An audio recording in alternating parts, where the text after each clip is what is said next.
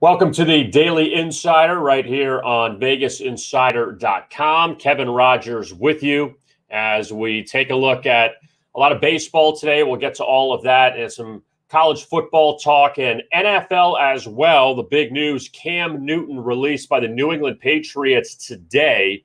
So Bill Belichick will go with the rookie, Mac Jones, for the foreseeable future. And Mac Jones will start that opener against his former teammate Tua Tagovailoa when the Patriots take on the Dolphins in week 1 of the regular season.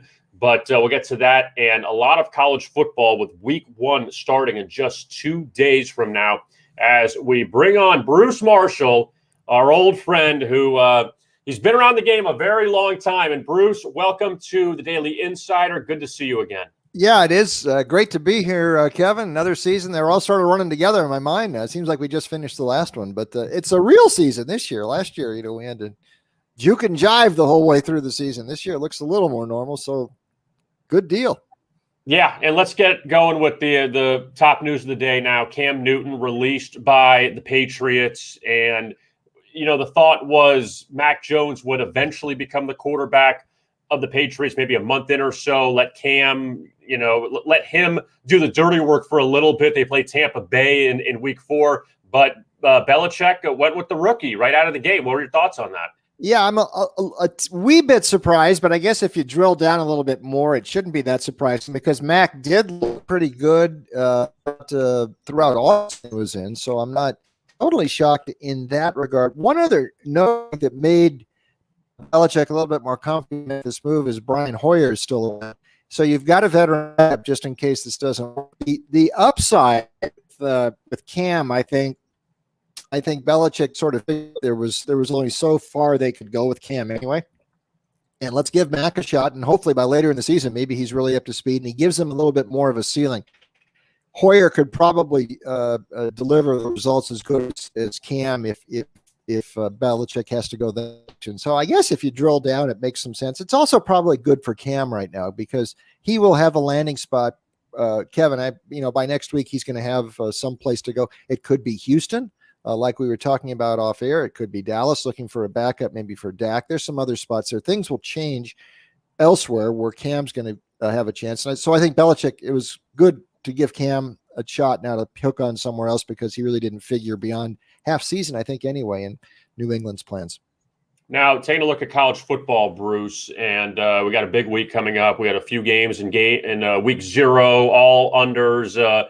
Had some bad football teams playing this past Saturday, and that includes the Nebraska Cornhuskers. But let's take a look now at week 1, and you've put out for a long time the tech trends, and we have them out on VegasInsider.com. You can find them on our homepage as well as the college football page. And let's begin. We're not going to go through every game, but let's hit on some of the highlights. First off, Thursday night, Boise State and UCF. And that's actually going to be a really big matchup in Orlando. You have a couple new head coaches there. You have Gus Malzahn now at UCF and Andy Avalos at Boise State. And kind of the wild card in this whole thing is Brian Harsin, who left Boise to go to Auburn. Malzahn from Auburn to UCF, and UCF plays Boise in the opener. So what'd you dig up from UCF and Boise? Well, yeah, I mean, there are some connections here, and it all sort of happened. The domino falling when Gus got to Auburn, and then and there's a the quarterback. I think the question for UCF is, and the people in Orlando are wondering, is Gus going to keep this offense running at hyper speed the way Heupel did it? Exposed it a little bit, certainly last season. They've got weapons there. Technically, the end of the Heupel era there, UCF was not a reliable spread performer as it was earlier in Heupel's tenure and at the end of the Scott era there. So they had some covered for their last games on the Boise. Correspondingly, Kevin, has been an underdog when it is a chance to be an underdog. It hasn't happened that often, really getting points in Mountain. They're 5-7 as a dog. That's not a big sample. All with Harsin before he came in. Avalos has been at before. He comes from Oregon, but he was there for several years as an aide for Chris Peterson and Harsin, a defensive assistant. So he figured to be in the queue here to get the job at Boise. We'll see here what goes. It would look like that's a total these sides could reach if Gus is going to play the sort of high tempo, up tempo that Heupel did. But there's also a case to be made here for Boise. Technically, a little case for Boise, just because they've had some success in doggerel. And let's see. And Gus also did not have a great point spread run at Auburn, at least after his first year in 2013. So technically, a slight case for Boise. Let's see if it plays out in the field. Let's go, Bruce, to the Big Ten, Ohio State and Minnesota, and the Buckeyes laying 2 touchdowns there. New quarterback at Ohio State. This team was in the national championship last year. And for Minnesota, PJ Fleck has had some decent success as an underdog. They got off to a tough start last year, but it's a lot of points to lay if you're Ohio State.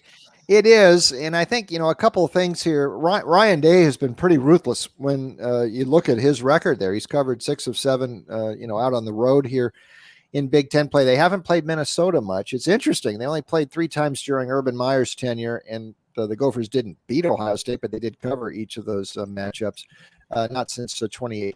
A lot of series history. And if Ohio State indeed is just moving, they've got a quarterback, like you mentioned, with starting there. Ryan Day, though, has proven a reliable point spread performer throughout his 2 years in charge here at Ohio State. So I think it's going to be a bit of a challenge here for PJ to hang tight. Always a little bit of a question coming in. The one thing to note about all the technical trends here, the odds associated with 2020. I'm reluctant to draw too many comparisons or to draw too many apples out of last season.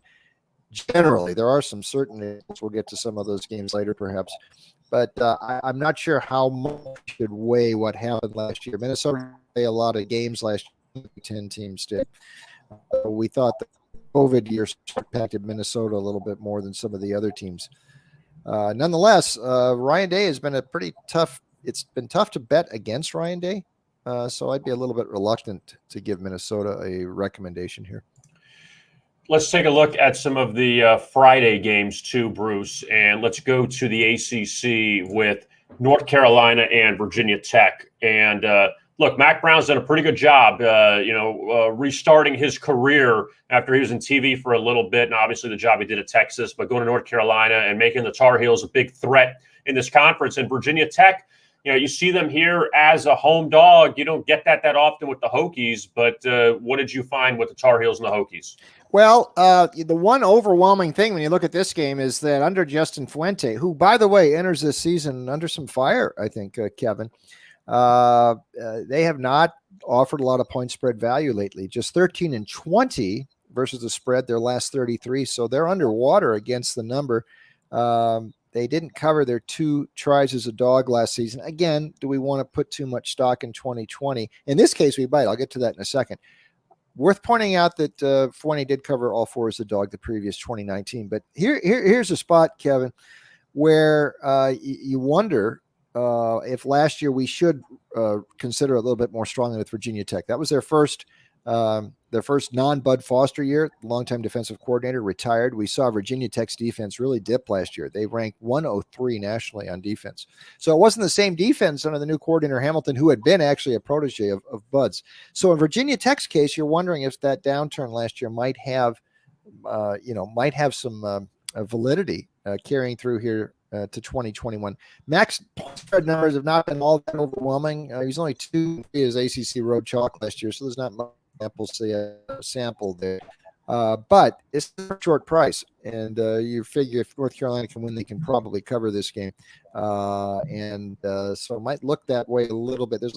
And also the anti-Virginia Tech, and it's a little bit more consistent covering numbers. And he better do it soon, or he's not going to be around in 2022. Case to be made for the Tar Heels here.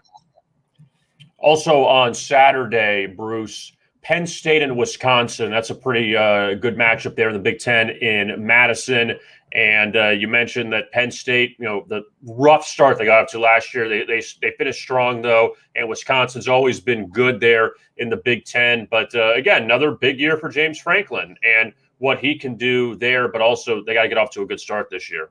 Yeah, usually with Penn State, I consult our buddy Chris David for me there. He's my local Penn State, so we'll see what about this game. I know Chris and all the Penn State people were very concerned when they started out 0-5.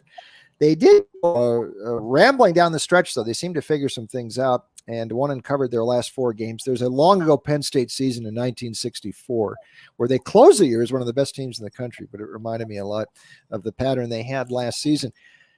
However, even irrespective of all that, James Franklin has been a pretty good play as an underdog at Happy Valley and out on the road with the Nittany Lions. 8 of his last 11 away from Penn State, away from Happy Valley, he's covered. He's covered 7 of his last 9 as a dog. So he's been a pretty good dog coach. And Penn State would qualify as what we call the power underdog system at Gold Sheet. Certainly they fit that. Paul Chris, the other way, has not been performing that great against the spread lately, 12 and 15 versus the points the last 27 on the board. Now, Wisconsin might be one of those teams where last year I don't maybe want to put so much stock in what happened a year ago because it was very disjointed for the Badgers. But even before that, Chris has not been a great point spread coach lately. The fact Penn State's a dog here, that's the overwhelming technical consideration, Kevin. And I see this as a close game all the way, and any points you're getting with Penn State sound good to me, and I bet Chris David probably thinks the same thing. He does, and he's got faith this year, and maybe that James Franklin gets them over the hump inside of the Big Ten. Now, in Atlanta, you have Alabama and Miami, and you remember this 30 years ago, they played in the Sugar Bowl, and the Hurricanes are still kind of in that, I don't want to say rebuilding phase, but they're still trying to get to that spot in the ACC, and they've had a lot of struggles in the ACC to get back to where they were from years past. We know what the Crimson Tide are.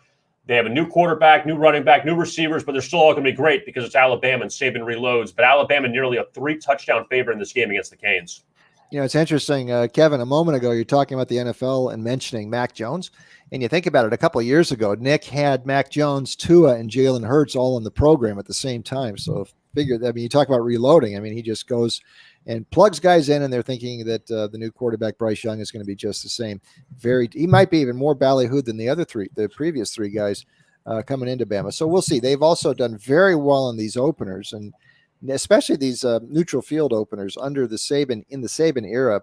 They've won them all. They've covered 8 of 9. The only one they didn't cover was against West Virginia several years ago. So they've generally been very good in these neutral field sorts of openers.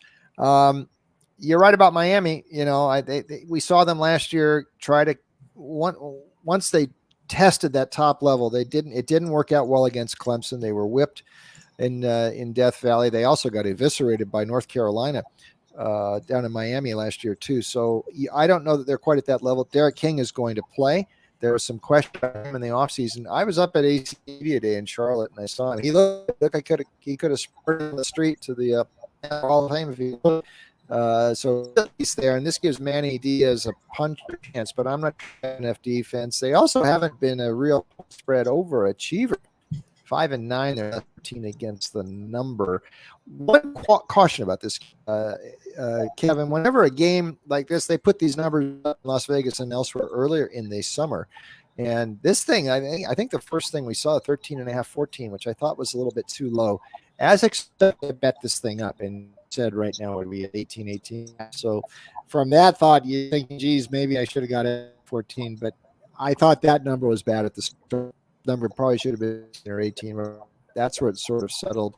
And technically, you know, no reason to head against the wall against there. He's been so good in these situations in the past, and they have jumped out really quick. I'm just not sure Miami's ready to jump yet. And Alabama would certainly be a technical consideration, a technical play this week on Alabama. Another one that's kind of interesting too, Bruce, is Louisiana and Texas down in Austin, and Steve Sarkisian, now the man running the show in Austin, and takes over Tom Herman. And Sarkisian, we'd seen him at Washington, you saw him at USC, and now he faces this Louisiana team who's going to be a very good team out of the Sun Belt, but the expectation is always sky high for Texas. They have the SEC invitation that they're going to be there in a few years. But I think a lot of people want to jump on Louisiana as kind of a trendy underdog this week. You think that Texas will take care of business this week against the Raging Cajuns? I think it's going to probably be tough. And you're right. Technically, there's a real case to be made here for the Raging Cajuns. It's interesting. There are a lot of people in Texas didn't think they should have gotten rid of Tom Herman. I mean, this was not a universally accepted move, although Sarkisian looks like he's rehabilitated himself enough. The last few years at Alabama, that he deserves another shot, but this is a big bite of the apple here, and this is a big job. This is one of those games I was referring to earlier, Kevin, where, you look at the number and you think, wow, the technicals here suggest that the agents are a play, but they discounted this number a bit too much. The numbers Raging Cajuns here. Billy Napier, exceptionally good coach since he took over in 2018, especially as a dog, 9-4-1 against the number. And Texas, one thing that they had problems with in the later Tom Herman years, though generally a pretty good underdog player, obviously great in bulls, but laying here in Austin, not too good. Only 3 times 3 covers 11 as Austin chalk. The Raging Cajuns went into Iowa State, another Big 12 last year, won the opener. That has certainly put us on alert. Saw some of these better Sun Belt teams go out and take care of us last year. This is a very experienced side here. Almost every except the top running backs, Mitchell and Regis. But Levi Lewis, the quarterback, is 24-4 as a college starter, and everybody's back on this defense. Sark would. You give him a 3-point win, he'll be happy as a lark and move on to Arkansas next week. But they will be just happy, I think, to escape with any sort of a win. And there's enough evidence, certainly technically, to make a case for ooh la la here. And I think that's what we'll do. Georgia and Clemson, that's the key primetime game coming up in Charlotte Saturday night, Bruce. And Clemson's a short favorite. Trevor Lawrence no longer there. But Clemson, again, they could lose this game to Georgia and still be fine and be in the Final Four. Georgia, obviously, they can't afford slip-ups here with their SEC schedule. But what do you think about this game with Clemson laying a short number here in this neutral site game? Yeah, Kevin, probably the game of the week. I'll tell you who's going to be nervous in this game. Anybody who bets season win overs for both of these sides. Whoever loses this game is going to have no margin for error the rest of the way. Those season win over tickets are not going to cash. So very important from that regard here. I think you're probably right. It might be a little bit more important for Georgia here. Kirby has generally not been able to get over the hump in these sorts of big games. And I'm talking mostly about Alabama, who he's been leading at halftime the last 3 times he played Bama. But he's lost. But that's been sort of the measuring stick for Georgia. They've fallen short of that. And, of course, they lost to the Gators last year as well.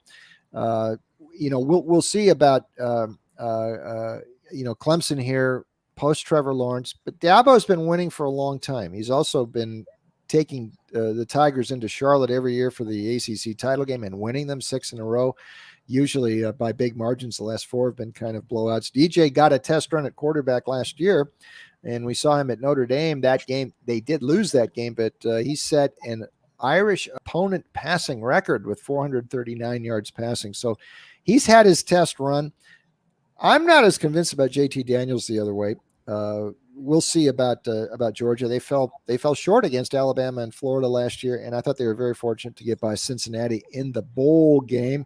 Georgia hadn't been a dog that much, they haven't covered their last 2 as a dog for whatever. Alabama certainly won. It's been a pretty good value lately, 32-19-1 is chalk since 2017, and they are not a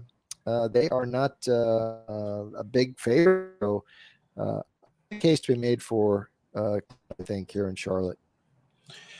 Out west, Bruce, LSU and UCLA at the Rose Bowl, and UCLA, they came out with a very impressive effort against Hawaii in the opener. Chip Kelly had not won an opener in his tenure as head coach of the Bruins. So obviously, no matter who you play, you got to come out with a good showing. And they did that, beating Hawaii.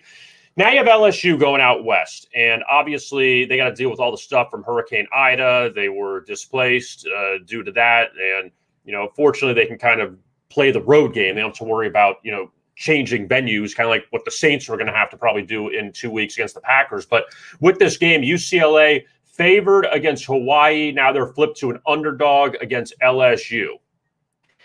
Well, you're right about all that. And interesting, LSU escaped to Houston last weekend before Ida hit really hard in Baton Rouge. So they've been practicing there for a few days, and they'll head out to the coast midweek here. So they've tried to avoid the hurricane problems there. We'll see if a lot of their fans are going to be able to travel. They were thinking normally they may have, 15, 18,000 fans out in Pasadena this week. I'm not sure all of them are going to be able to get out of Baton Rouge to make the trip, but you saw that crowd at the UCLA game last week. If there were really 32,000 people in the Rose Bowl last week, my name's Nick Saban. I mean, there weren't that many people there. This is very crucial here for Chip Kelly. Entering this season, this is a stunning number, Kevin, from the start at 15 with the Eagles the next year, and then 3 seasons UCLA. 18-44 straight up. Can you believe that? That was what his record was entering this season. They had also not won a non-conference game. All of that before Hawaii last week. Do we take how much do we put in that romp past the Warriors? That's here. I'm not sure we should, except you close last year. All the games, 4 games in the season it lost were all UCLA could have ended up last year. Would have been rarely easily. They played a very high speed. You saw the new running back from Michigan transfer score 3 touchdowns. DTR, the quarterback's been around. He's in his 4th year as a starter. And LSU is down. I mean, Miles Brennan broke his arm in spring camp, so in fall camp. So it's Max Johnson. He's the guy here now. So Orgeron was coming into the year thinking he had 2 quarterbacks to use. He's got 1 right now. So Johnson better deliver. Bottom line to me, Kevin, LSU wasn't that good last year. This wasn't 2019, and that team isn't walking through the tunnel at the Rose Bowl. And they were horrific on defense, causing Orgeron to make a change with coordinators. I give UCLA, it's a tougher technical case to make because Chip has not been overachieving. In fact, he's been undershooting for years, but something last year, a bit technically a bit of an edge to LSU. I'm sure it's going to work out that way fundamentally. I wouldn't be surprised if UCLA pulled the upset. Bruce, finally, I know you had all these games you broke down. Is there 1 or 2 trends you can kind of pull out from any of these games that you're saying, wow, like this really was an eye-opener for you? Yeah, well, we touched upon one of Kevin, and that was that Louisiana Lafayette game. And there's a lot of technical stacked up on the Cajun side there. A similar match like Coliseum down the freeway from the Rose Bowl. LSU and UCLA play on Saturday. San State comes in to play USC. This was a real revelation last year. San Jose during the regular season did not lose straight up or against the spread. Now came up flat in the bowl game against Ball State. But this has continued a great trend for Brent Brennan, the coach, 15-5-1 now against the spread back to late 2018. And that includes the opening win over Southern Utah last week. Practically everybody is back from last year's Mountain West champion for San Jose State. Brennan's done a great job there, great point spread numbers. Clay Helton has been undershooting, certainly against the number at SC. I mean, they ended up 5-1 in the shortened season last year. Only 8-14, though, last 22 laying points. So there's a very big technical case here to be made for San Jose State, very similar to the Indiana Texas game. So those are 2 group of 5 underdogs near the top of group I want to watch very closely against Louisiana 1, San Jose State. Bruce Marshall, you could check out his tech trends at vegasinsider.com, as well as all of his selections all across the board. Baseball, football, soccer. He does everything. Bruce covers everything. Simple as that. I've never met anybody that knows as much about sports and geography too. You're really great at geography too. When I saw you a few years ago in Vegas, like you know that very well too. Bruce Marshall, always great work. Thank you so much. We'll talk to you again soon. Okay. Cheers, Kevin. All right. We'll talk to you soon. And there is Bruce Marshall. And I always love talking to Bruce. I haven't spoken to him in a long time, and he's been around, just an excellent guy, not only just sports knowledge, an excellent person. And the tech trends, I went over basically like all of them, and he breaks it all down for you. So if you're looking at any game, whether it is LSU, UCLA, Georgia, Clemson, or you know what? I've always had this thought. I don't care what the matchup is. Personally, I don't care if it's on TV. If you can find an edge in the game, then you take it. If it's Syracuse, Ohio, if it's Northern Illinois and Georgia Tech, they play this weekend. If it's Central Michigan and Missouri, UMass and Pitt, it doesn't matter. no matter what the game is, if you could find an edge, there's so many games to choose from. It doesn't necessarily have to be, oh, I got to bet on Alabama, Miami, or I got to bet on Georgia, Clemson. You can watch the game and not have to bet on it.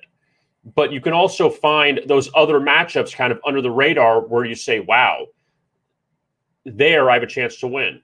And that's what's most important. I always felt that way about college basketball too. You know, you don't have to take Duke, North Carolina in college basketball. Find something under the radar. And at least in these tech trends, depending on if you like trends. Now, I know there are people that don't care for trends. There are people that love looking at them. They use them as part of their handicapping, but it's a lot of good little information because a lot of it too, which I think is valuable, is about the coaches and certain coaches. This coach is not good as a favorite. This coach is good as an underdog. That those are things to really, take a look at and not just look at the teams because there's so much turnover with these teams every year, but there are coaches that definitely have tendencies. And one of them, Tom Herman, who was at Texas, he's no longer there, who was a great underdog when he was with the Longhorns. And just something to be cognizant of for handicapping. And just letting you know that all that information is very good that Bruce puts out. And you can find that the tech trends in college football and the NFL. We'll have the NFL coming up next week for week 1. So my thanks to Bruce Marshall for joining us. Now, let us take a look at Major League Baseball for today. And we'll begin in the National League with the Cardinals and the Reds. And Cincinnati's offense has totally fallen off of late. And we know that things go up and down in Major League Baseball. But the Reds were on fire for a bit. And now they have dropped 5 of their past 7 games. So that's not good. But also they've gone under in 6 straight. And is that because of good pitching? Is that because of lack of hitting? The Reds have scored 1 run in 3 consecutive games. They can't get any offense going right now. The pitching hasn't been that bad. Gave up 3 runs last night. Luis Castillo gave up a 2-run homer to Paul Goldschmidt out of the gate, and the Cardinals scored 1 more run the rest of the game. But St. Louis won 3-1 because Cincinnati's offense just couldn't get going. And the Reds' offense just slumping right now, but a lot of unders too. And St. Louis, who had that disappointing loss to Pittsburgh on Sunday, 4-3, the walk-off defeat on the 3-run homer, big win for them. But now they're finally playing an opponent who is worthy, okay, an above 500 team. Because they went through this stretch against Pittsburgh, Detroit, Pittsburgh, and now you're playing a team like Cincinnati where, all right, now you're going to be tested, and the Cardinals had a couple series with the Royals earlier in the month when the Royals were kind of struggling a bit. So now St. Louis, tonight it's Miles Michaelis. He goes for them. And remember, he was a guy that was very good for the Cardinals a few years ago, missed 2020. He was 18-4 back in 2018. But he is looking for his first win of the season. He's made 2 starts in August, and the Cardinals lost both to the Pirates as a heavy favorite. Now he's a nice-sized dog. He goes against Sonny Gray, and Gray has not had a lot of luck with the Cardinals. Last time he faced him, he gave up 8 earned runs back in late July. Reds are 5-1 his last 6 starts, but he's not pitched well against St. Louis. So maybe keep an eye on the Cardinals again. The Phillies and the Nationals in D.C. This is an interesting line move. Washington now favored in this game. And I dug this stat up today, which is, sometimes, again, it's about roles. And the Nationals this year, Patrick Corbin starting. Nationals 0-5 as a home dog when Corbin starts. 6-1 as a home favorite when he takes the mound. So the Nationals favored right now over the Phillies, and Matt Moore goes for Philadelphia. And Moore hasn't gone deep in a lot of these games, so I do like Washington in this one. Phillies beaten them 6 straight times, the last 5 in D.C., but I'm going to trust the line move here. Marlins and the Mets play 2 in New York. You're not going to see the first game listed because it is a continuation of a game that this was kind of wacky. That they went about 9 pitches in. It's in the top of the first inning, and they got about 9 pitches in. They stopped the game due to rain, so you can't bet on the first game today. And it's taking place this afternoon at 1 o'clock at Citi Field. And that's a 7-inning game. The night game is going to be a 9-inning game. So they're not playing 2 7s. They're getting the 7 out of the way early since it started, even though it's still going to be like a full game. And then they're going to play the night game. And this is the night game. 6.5 total. The Mets, who they get in the news again because of the Javi Baez thing with the thumbs down. I mean, you can't. There's no way you can go through any of these seasons without the Mets being a complete mess. You can't do it. And New York did win the final 2 games of their series against Washington this past weekend after losing the opener. They got swept by the Giants. And the Mets, if they can make any kind of run here, they have their next 3 series against the Marlins, Nationals, and Marlins before they play the Yankees at home. So if the Mets have any shot at making a run to the National League East, maybe try to take advantage of the Braves, who have lost a couple to the Dodgers, or at least, lost the opener to the Dodgers, but now they get Walker Buehler tonight. We'll talk about that in a minute. But the Mets go with Trevor Williams today. He's a heavy favorite for the Mets, which you don't normally see. And the Marlins actually go with their young righty, Edward Cabrera, who is a is a guy that's got a bright future. They say 6 1/3, 3 earned runs his last time out against Washington, a 4-3 victory for the Marlins. I mean, it wasn't completely sharp, but he's going to be a part of that staff moving forward. And the Marlins right now on a 6-1 under run the last 7 games. So the pitching, it's like the Reds. The pitching's been good, but also they've had their struggles hitting the ball as well.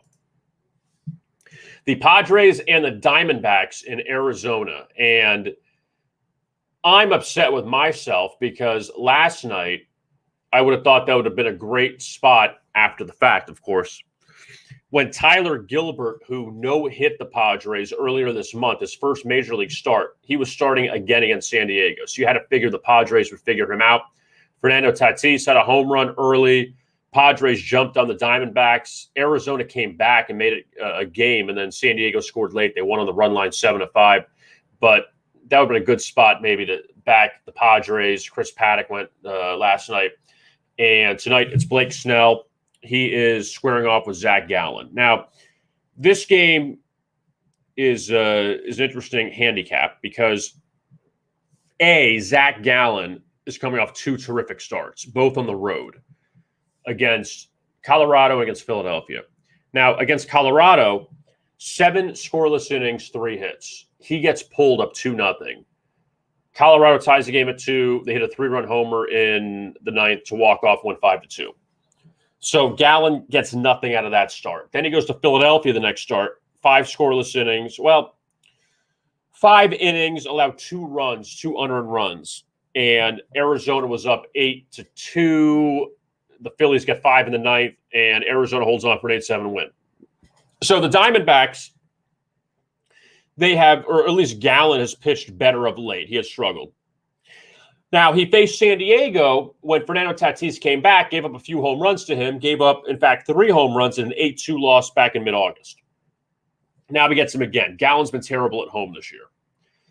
Blake Snell on the counter has been up and down, pitched well against the Dodgers his last time out. He just owns the Dodgers, Blake Snell. Like if the Padres could get to the wild card game somehow against LA, Blake Snell's getting that start because he's the only guy that could shut down the Dodgers. Now, that was the 16-inning game they lost, so that's out of his control at that point.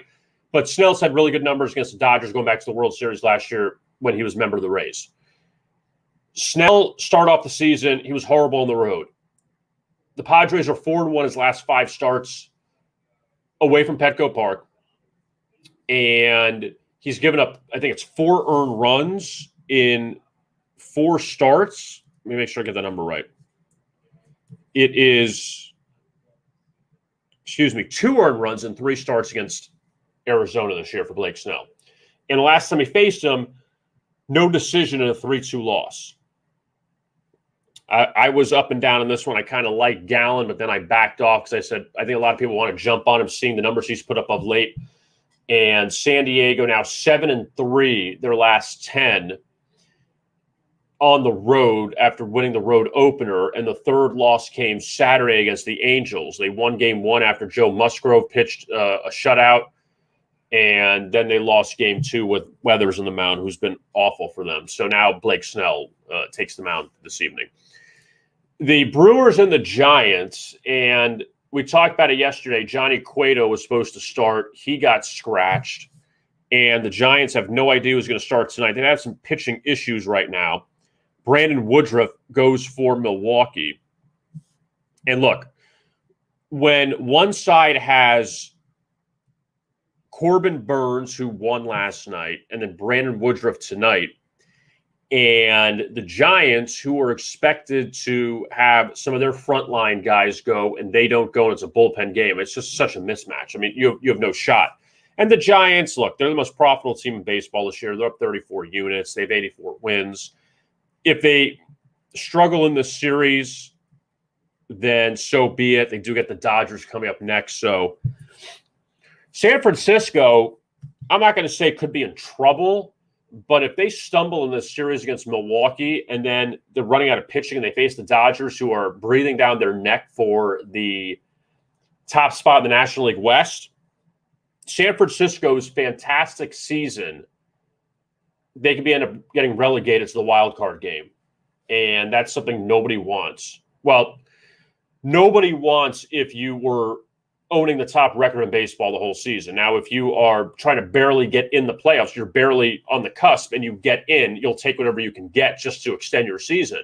And if you lost, then, you weren't going to go far anyway. But you're San Francisco, you don't want to say, oh, we've had a great season, have a bad stretch, and then now you're going to the wild card game and you're one and done, and then it all just kind of blows up.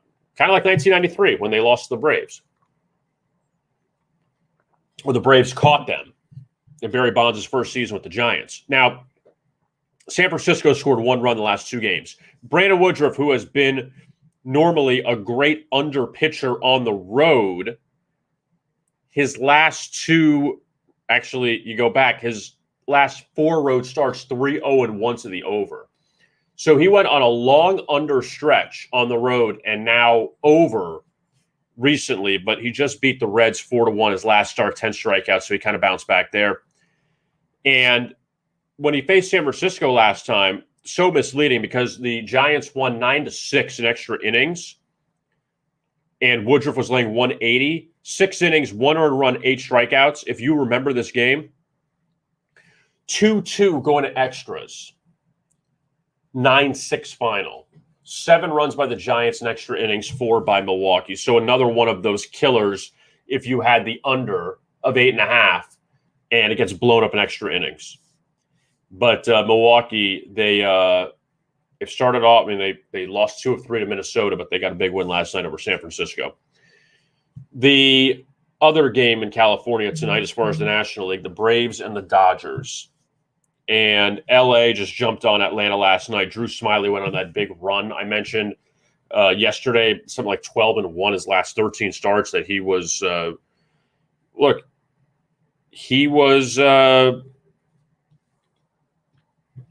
pitching really well for Atlanta and on the road too, especially. But he got caught last night. Look, Drew Smyly is a good major league pitcher. He is not an elite major league pitcher. He is not the ace of the Braves. They have 3 guys ahead of him you would take. Max Fried. I'm not even counting Soroka because he hasn't pitched this year.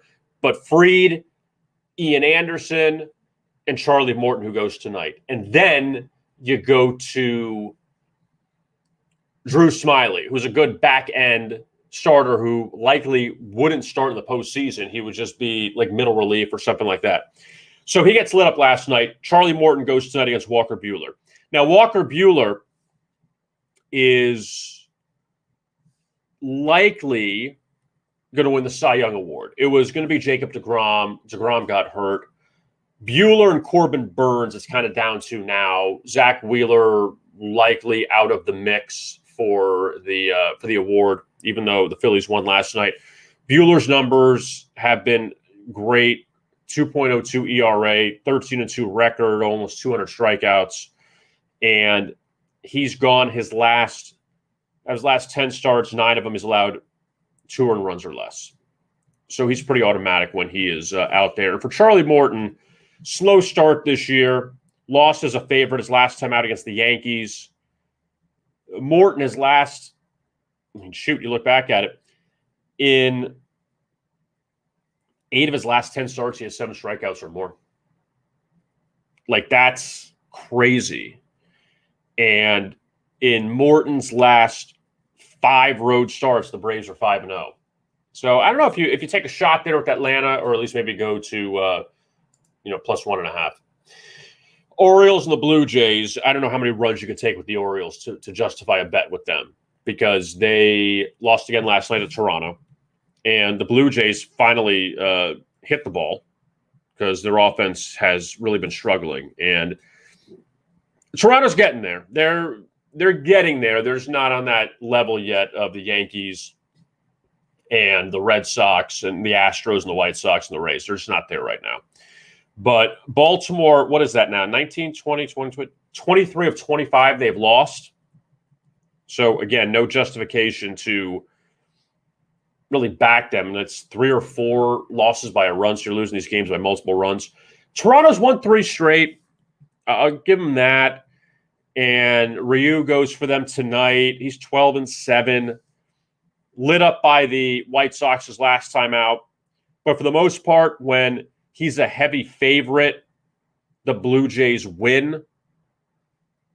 Laying 240 against Detroit, they won 3-0. Laying 185 against Toronto, they won 9-8. Laying 200 against Cleveland, they won 7-2. So, like, taking the Blue Jays laying 1.5. I mean, we're not breaking news here. We're not. You just can't justify taking Baltimore. They have not shown you any signs of life. Arizona, Pittsburgh, even Texas has won a few in a row. Like, these teams, not they're still competing, but they have some wins. None of those teams have gone through a 2-23 stretch. Well, Arizona did. Okay, let me rephrase that.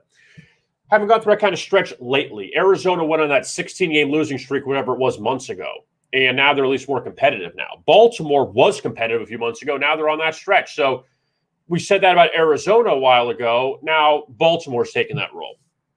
So, terrible game. A's and the Tigers in Detroit. And the Athletics snapped their losing streak by beating the Yankees on Saturday. They won again on Sunday. And Oakland now has won 2 straight. They're still in that wild card mix in the American League behind the Yankees, with them and the Red Sox. And they go to Detroit tonight, where the Tigers, who, look, not going to the playoffs, but 62-69 is a great job by A.J. Hinch, considering there wasn't a lot to go off of this year with this team. Detroit's offense has scored 2 runs or less in 5 straight. So the offense has not been good. And they lost that makeup game to the Twins yesterday. Minnesota scored 3 in the 4th, and that's all they needed. They won 3-2. But Detroit has allowed 3 runs or less in 9 straight games, 10 of the past 11. So Detroit's pitching has been pretty good, just their offense has stunk. And Tarek Skubal, he's been good at home for the Tigers recently. Cole Irvin, who won as a heavy dog against the White Sox a few starts ago, lost to Oakland his last time out. 3 innings, 3 earned runs. The guy's given up 3 runs in 3 straight starts. Did beat the Tigers earlier this season. But Oakland basically to pick him against Detroit. Like I said, number's been dropping a little bit. The Red Sox and the Rays. And who do you blame if you don't make the playoffs? If you're Boston, yourself. Because the Red Sox have had their issues with the Rays this year. And the latest, what's the latest number now on them? They have lost 8 of 9. to Tampa Bay. 8 of the last 9. The only game they won, Boston, was that 20-8 shellacking at Fenway. So Tampa Bay has owned Boston, and in this stretch, 6 of those wins have come at Tropicana Field. And Boston, they've scored 2 runs or less 4 times. Like they can't score there. It's just not the matchup that Boston needs. And they get Tampa Bay at home coming up. They play the White Sox coming up on the road. Like the Red Sox, they're in trouble. They blew that game to Cleveland a few days ago. They're not in good shape. And Tampa Bay is 1-8 straight. Keep doing it, man. The Rays, where not to say that you change your name and it means so much, but when they went from Tampa Bay Devil Rays, just the Rays, it feels like something shifted in the franchise because they were just there. They were a major league team that was a waste of space. And then they became the Rays, and they became a contender every single year. Again, not to say they changed their logo and their name, that it did something, but there's a coincidence there. So tonight's starters in this game, this will be a tough one to break down because Boston doesn't have a starter. Ryan Yarbrough, the lefty, is going for Tampa Bay, and he actually beat Zach Wheeler, or I should say he was the starter that night against Zach Wheeler. No decision.